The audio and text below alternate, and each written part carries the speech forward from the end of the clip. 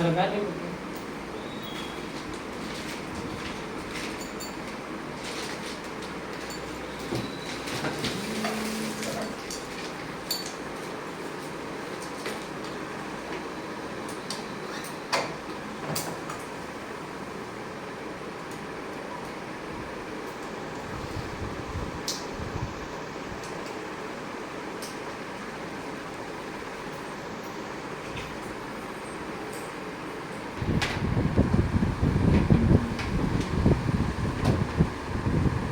ப்ராடக்ட்டுமே சரி seal open பண்ணுறதுக்கு பாக்ஸோட சீல் வந்து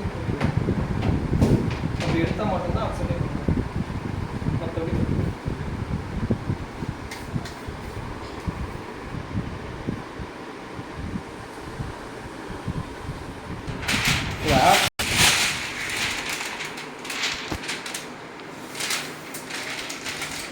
அது கவரே அந்த உடஞ்ச மாதிரி காட்டுது.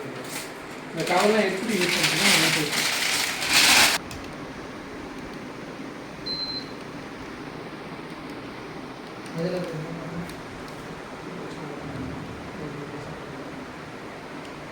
யாருக்கு இருப்பீங்களா?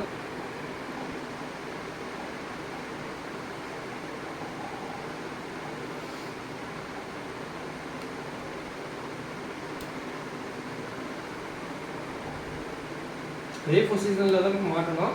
பட் உங்களுக்கு வேணும்னா நீங்கள் இப்படி ரொட்டேட் பண்ணிக்கலாம்.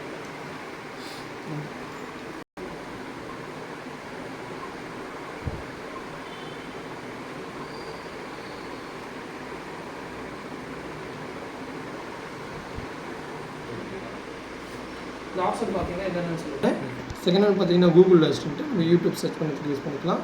இது வந்து navigator right left up down centre okay பண்ணலாம். சென்டர் பட்டன் செட்டப் பாக்ஸ் பார்த்துட்டு இருக்கீங்க. நீங்கள் செட்டப் பாக்ஸ் ப்ளே பண்ணணும். இந்த பட்டன் ப்ரெஸ் பண்ணி செட்டப் பாக்ஸ்க்குள்ளே போய்டும். இது வந்து பேக் பட்டன் எதனா ஃபோன்லேருந்து பேக் வரணும்னா அந்த பட்டன் ப்ரெஸ் பண்ணி ரிவர்ஸ் போய்டும். இது வந்து ஹோம் பேஜுக்குள்ள பட்டன். நீங்கள் எதில் யூஸ் பண்ணியிருந்தாலும் அந்த பட்டன் ப்ரெஸ் பண்ணி இப்படி தான் உங்களுக்கு இந்த பேஜ் வரும். இதெல்லாம் apps Netflix prime view Hotstar இது மூணுமே பே பண்ணி சைன் அப் பண்ண இருக்கும். யூடியூப் ஒன்லி ஸ்கிப் கொடுத்துட்டு யூஸ் பண்ணிக்கலாம். இது வால்யூம் ப்ளஸ் இது மைனஸ். இப்போ ஒய்ஃபை கனெக்ட் பண்ணோம் இல்லை செட்டப் பாக்ஸ் ப்ளே பண்ணோன்னா 3 HDMI போட்டு ஏவி 3 போட்டு நீங்கள் எந்த போட்டோம் நீங்கள் யூஸ் பண்ணிக்கலாம். இப்போ ஒய்ஃபை கனெக்ட் பண்ணோன்னா டேஷ்போர்ட் போங்க. இதில் போய்ட்டு செட்டிங்ஸ் போங்க.